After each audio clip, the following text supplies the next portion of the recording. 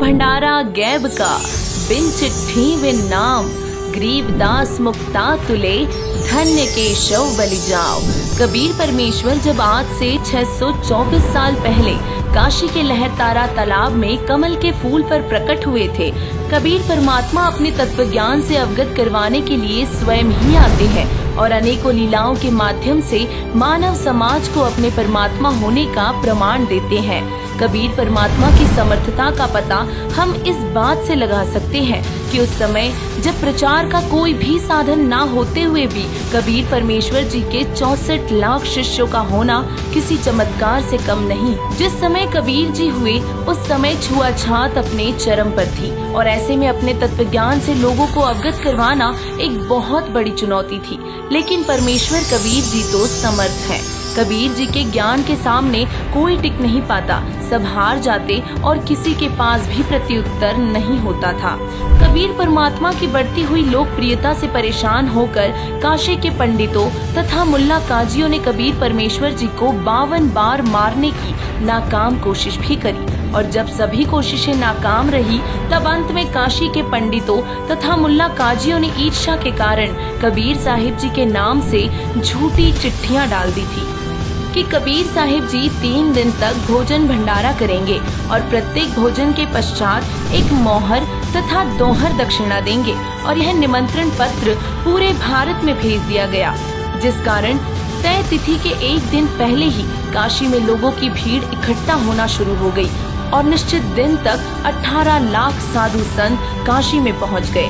उस समय कबीर साहिब जी ने अपनी समर्थता का परिचय देते हुए कार्तिक महीने की शुक्ल पक्ष 14 अर्थात चतुर्दशी को विक्रमी संवत 1570 में स्वयं अन्य रूप केशव बंजारा बनाकर सतलोक से 9 लाख बैलों पर पका पकाया भोजन तथा कच्ची सामग्री लाद कर लाए थे और 3 दिन तक 18 लाख साधु संतों को भोजन भंडारा करवाया था। शुभ आयोजन के उपलक्ष्य में एक बार फिर 509वां दिव्य धर्म यज्ञ दिवस संत रामपाल जी महाराज जी के सानिध्य में मनाया गया, जिसका आयोजन संत रामपाल जी महाराज जी के पूरे भारत में बने 9 अलग अलग सतलोक आश्रमों में किया गया।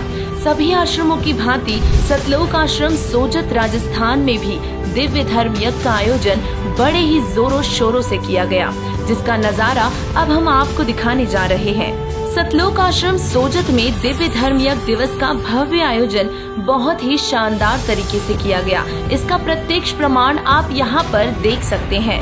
दिव्य धर्म यज्ञ दिवस पर लाखों की संख्या में श्रद्धालु यहाँ पर आए और इस पवित्र भंडारे का लाभ लिया। सतलोक आश्रम सोजत में लाखों की संख्या में श्रद्धालुओं के आने के बावजूद भी आपको यहाँ की व्यवस्था बिल्कुल सुचारू व व्यवस्थित रूप से देखने को मिलेगी। यहाँ पर आने वाले प्रत्येक श्रद्धालु के साथ समान व्यवहार किया जाता है।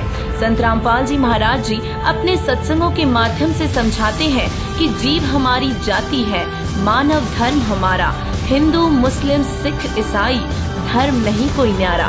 इस दिव्य धर्म यज्ञ दिवस के उपलक्ष्य में सतलोक आश्रम सोजत में विशाल भंडारे का आयोजन किया गया और साथ में दहेज मुक्त विवाह अर्थात रमेणी रक्तदान शिविर का भी आयोजन किया गया। संत रामपाल जी महाराज जी आध्यात्मिक क्षेत्र के साथ साथ सामाजिक क्षेत्र में भी बड़े बदलाव कर रहे हैं, जिसका प्रत्यक्ष प्रमाण आप यहाँ पर देख सकते हैं। आज हमारे समाज की सबसे बड़ी चुनौती है दहेज, जिसका खात्मा सरकार भी नहीं कर पा रही है और आज वो काम बहुत ही सादगी के साथ संत रामपाल जी महाराज जी के सानिध्य में संपन्न हो रहा है। संत रामपाल जी महाराज जी के सानिध्य में सतलोक आश्रम सोजत में 15 जोड़ों का दहेज मुक्त विवाह किया गया।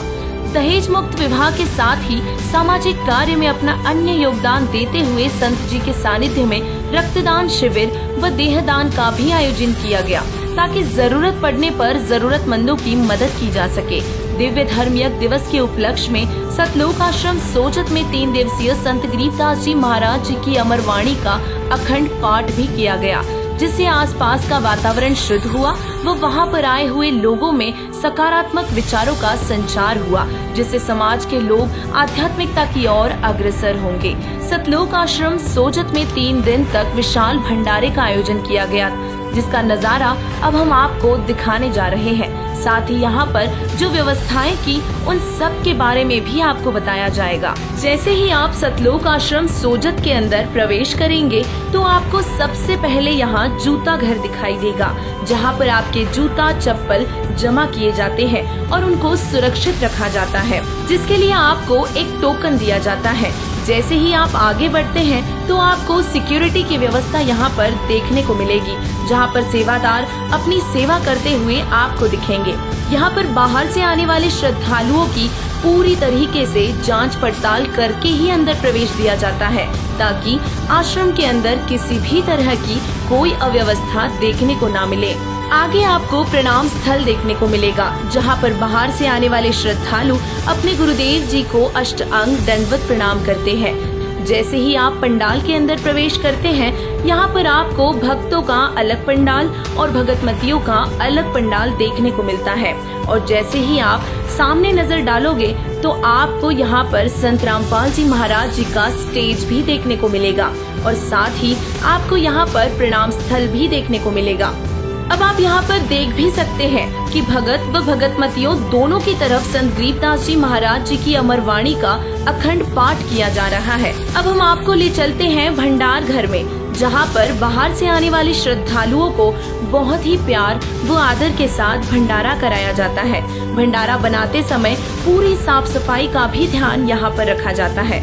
यहाँ पर भी आपको सेवादार अपनी सेवा देते हुए दिखाई देंगे, जिससे लाखों की संख्या में आए हुए श्रद्धालुओं के बावजूद भी किसी भी तरह की कोई भी अव्यवस्था यहाँ पर आपको देखने को नहीं मिलेगी।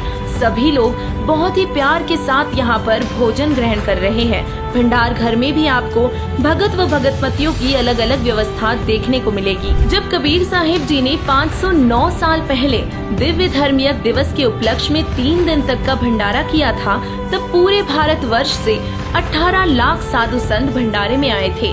और वही नजारा एक बार फिर से संत रामपाल जी महाराज जी के सानिध्य में देखने को मिला। 509 साल बाद हुए दिव्य धर्मयज्ञ दिवस में संत रामपाल जी महाराज जी के सानिध्य में संचालित हो रहे पूरे भारत में 9 अलग अलग सतलोक आश्रम में लाखों की संख्या में श्रद्धालुओं ने भाग लिया। और उसी का एक नजारा आप यहाँ पर सतलोक आश्रम सोजत में भी देख सकते हैं। सतलोक आश्रम सोजत में 1 दिवसीय सत्संग का भी आयोजन किया गया, जिसमें संत रामपाल जी महाराज जी ने बताया कि किस तरह से कबीर परमात्मा ने अपनी समर्थता का परिचय देते हुए उस समय 3 दिन तक का भंडारा किया और लाखों लोगों ने कबीर परमेश्वर जी के तत्व ज्ञान को समझकर उनकी शरण ग्रहण की। और आज वही नजारा सतलोक आश्रम सोजत में भी देखने को मिला। संत रामपाल जी महाराज जी के सानिध्य में सत्संग का आयोजन किया गया, जिसमें संत जी के प्रवचनों को सुनकर बहुत से लोग प्रभावित हुए और उनसे नाम दीक्षा लेकर आजीवन मर्यादा में रहते हुए भक्ति करने का संकल्प लिया। तो चलिए अब हम आपको ले चलते हैं पुस्तकालय की ओर, जहाँ पर संत रामपाल जी महाराज जी द्वारा लिखित विभिन्न पुस्तकें आपको उपलब्ध हो जाएंगी और साथ ही संत रामपाल जी महाराज जी के विभिन्न स्वरूप भी आपको यहाँ पर आसानी से उपलब्ध हो जाएंगे। पुस्तकालय के पास ही आपको नामदान केंद्र भी दिखाई देगा, जहाँ पर बाहर से आने वाले नए श्रद्धालुओं को संत रामपाल जी महाराज जी द्वारा निःशुल्क नाम दीक्षा दी जाती है। नाम दीक्षा देने से पहले कुछ नियम यहाँ पर बताए जाते हैं और अगर उन नियमों को निभाने का संकल्प आप जीवन भर करते हैं तो आपको निःशुल्क नाम दीक्षा दी जाती है। सतलोक आश्रम सोजत में हुए 3 दिवसीय विशाल भंडारा, दहेज मुक्त विवाह, रक्तदान व देहदान का आयोजन बहुत ही शानदार तरीके से किया गया। और सबसे खास बात जो आपको यहाँ पर देखने को मिलेगी वह यह है कि लाखों की संख्या में श्रद्धालुओं के यहाँ पर होने के बावजूद भी यहाँ पर नशा करते हुए आपको कोई भी नहीं दिखेगा। और साथ ही एक खास बात आपको ये भी देखने को मिलेगी कि इस भंडारे में आपसे किसी भी तरीके का कोई भी पैसा नहीं लिया जाता है। जो भी व्यवस्थाएं की गई वे सभी आप जी के लिए निःशुल्क है। यहाँ पर खाने पीने व रुकने की व्यवस्था बिल्कुल निःशुल्क है।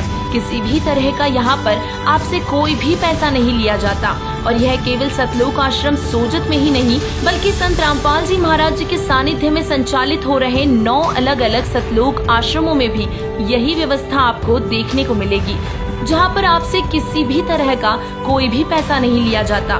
सारी व्यवस्थाएं बिल्कुल निशुल्क उपलब्ध करवाई जाती हैं। तो अब आप इस बात का अंदाजा बखूबी लगा सकते हैं कि इतने विशाल भंडारे का आयोजन करना आम बात नहीं है और यह कोई आम मनुष्य बिल्कुल नहीं कर सकता। और इसीलिए समय रहते आप भी समझें कि संत रामपाल जी महाराज जी कोई साधारण मनुष्य नहीं है, वे स्वयं कबीर परमेश्वर जी के अवतार है, जिनके सानिध्य में लाखों करोड़ों की संख्या में श्रद्धालु सद्भक्ति कर रहे हैं और समाज को एक नई दिशा दे रहे हैं। इसीलिए देर ना करते हुए आप भी संत रामपाल जी महाराज जी द्वारा बताए जा रहे तत्व ज्ञान को समझकर उनसे नाम दीक्षा लेकर अपना व अपने परिवार का कल्याण करवाए, क्योंकि यह मानव जन्म बहुत दुर्लभ है। परमेश्वर कबीर जी ने अपनी वाणी के माध्यम से समझाया है कि मनुष्य जन्म दुर्लभ है, मिले न बारंबार, तरवर से पत्ता टूट गिरे, बहुर न लगता डार। सत साहिब।